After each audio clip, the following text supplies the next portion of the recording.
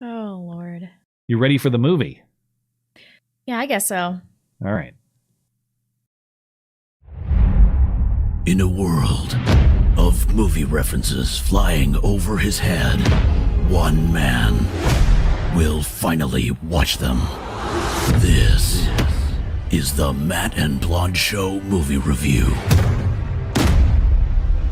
Tonight's movie is the 1983 Cold War sci-fi techno-thriller Wargames, in which a young hobby hacker accidentally accesses a U.S. military computer system programmed to run nuclear war simulations and nearly starts World War III before recruiting a retired expert scientist to help him stop it.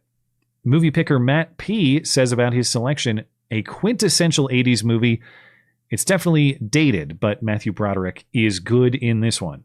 As always, your review and your rating. Okay, I know this movie's beloved because I looked at the Rotten Tomatoes, and perhaps it played a bigger cultural role at the time. And I didn't really see that much wrong with it either, so I kind of hate myself for the review I'm going to give. All right, good things.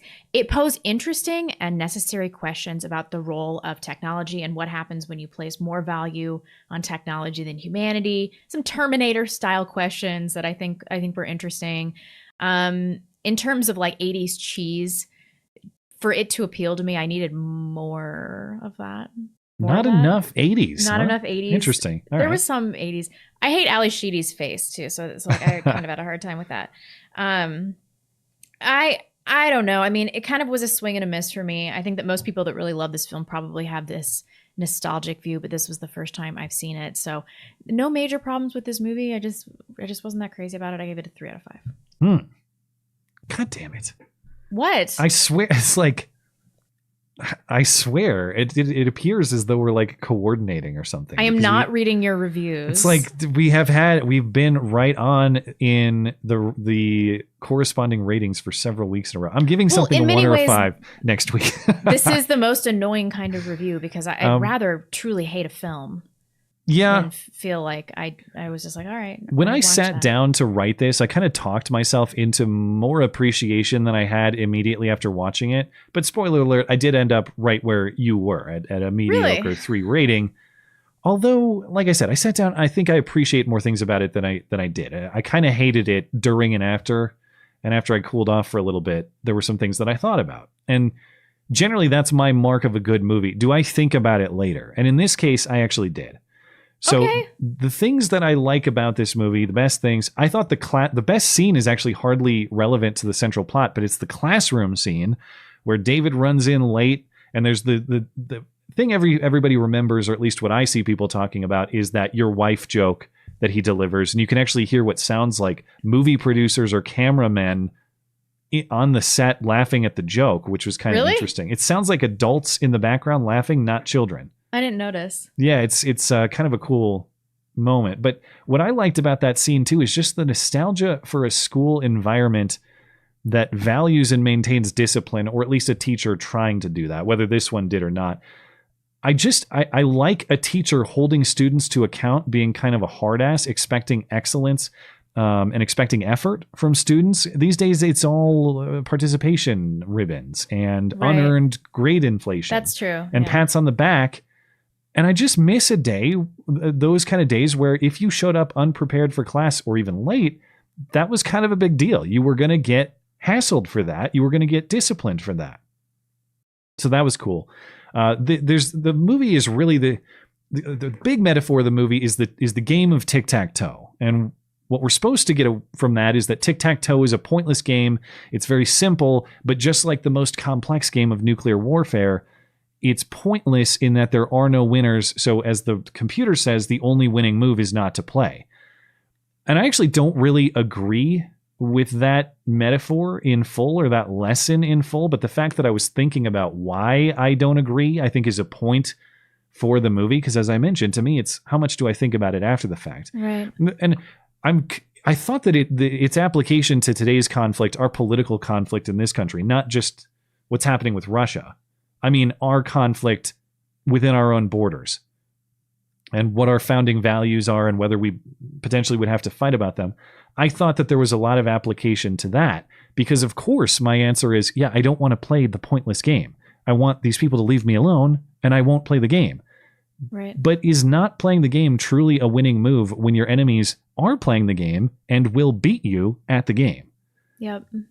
In the case of nuclear warfare, if your enemies are building a massive nuclear weapons with the intent to destroy you, not playing is not winning in the way the computer describes. That's losing. And I think, much to my chagrin as somebody who wants not to play the game, to be left alone, if the enemies are playing the game, you kind of have to beat them at the game. Yeah.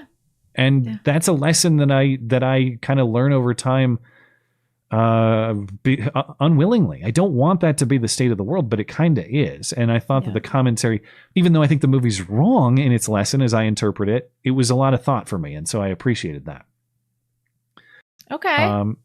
I liked that the FBI, they were accurate with the FBI's form of transportation, which is a pedo van. That was nice. They disappear him into a pedo van that the agents use for hobby purposes on the weekend. That was good accuracy in storytelling. The things I didn't like, a lot of the plot points were just totally nonsensical to me. So I can understand, I certainly can understand and appreciate a high degree of government incompetence.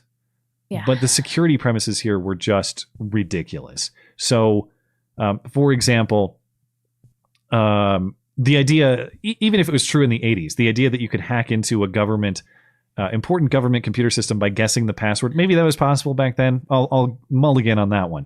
Think of these other premises, though. NORAD is giving tours of their nuclear command center while under active, really ever, but while under active nuclear threat, and he just gets on the bus. Okay. The FBI has David in custody, and the agent in his questioning believes him to be a super hacker of foreign assistance or foreign relationship. He sure got away easily. Yeah. They just leave him alone with access to the computer. He can just mess with it all he wants while they leave him by himself. It was not just the lack of digital security. It was the lack of physical security that was laughable throughout. And a lot of that was aided by these over-the-top MacGyver skills that I thought were kind of dumb. Like the one time, the instance where he's in the detention room and he hacks that, he uses an audio recorder to hack the lock on the door to play back the code to itself to unlock the door. Right. I mean, that was dumb to me, but okay, at least it had a plot point. He was in custody. He has to get out of custody. That's how he did it. All right. What really annoyed me is where they had to keep reviving these MacGyver skills where they weren't even necessary. So, for instance, he has to make a phone call, but he doesn't have a quarter. So he finds a bottle opener on the ground, and then somehow uses that to take apart the phone and prompt a dial. How about he just has a quarter in his pocket? Yeah. How about if he doesn't, because he just got out of custody, he says, "Hey, gas station guy, can I borrow a quarter? It's an emergency." It's not a superhuman feat to make a phone call, and yet they had to make it this hacker achievement. Stuff like that was just driving me nuts. Oh, we get it. He's a hacker. Cool, awesome. Those points really bugged me, and I just thought as I often do with these movies, I'm not a fan of Ali Sheedy either. And I particularly was not a fan of her in this movie. I didn't like her in Short Circuit, as we discussed. Yeah. She was just the obligatory love interest for the nerdy guy, which she is in this one too. And she's not a compelling actress or character. It's just wasted time. I don't care about their romance. And the best thing she did, there was this great moment where they're trying to unlock the computer. The computer has locked them out and is going to it's going to hack those launch codes. It's going to launch the missiles anyway.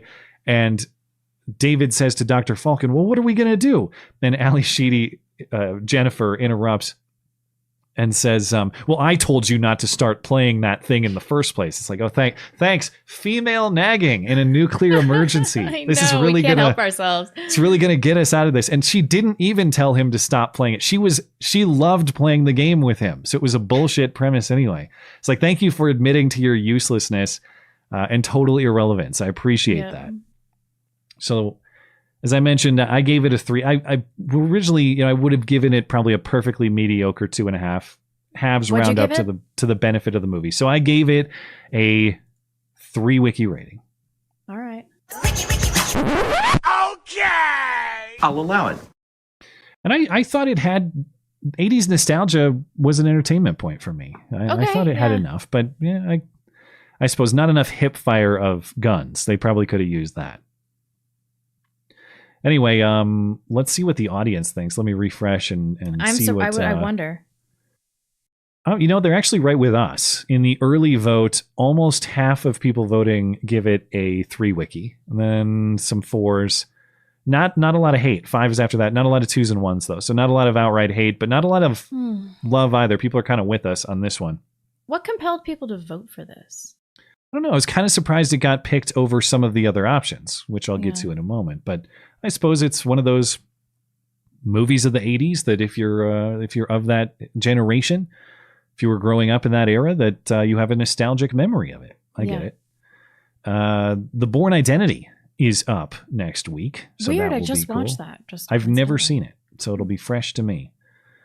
And then we have nominees, more nominees from listener Matt P. So remaining nominees are Pulp Fiction, Black Hawk Down, Top Gun, Clerks, Transporter, Desperado, or of course you can reject the list and vote for a randomly selected top-rated movie instead. As a reminder, if you would like to read my movie reviews, comment how wrong I am, submit your own rating, sign up for the chance to be the movie nominator for the month. Any of those things, the one and only place to do that is my weekly movie review column linked in the description and on the homepage of the website. That is mattchristiansenmedia.com. You can find it there, and that will do it.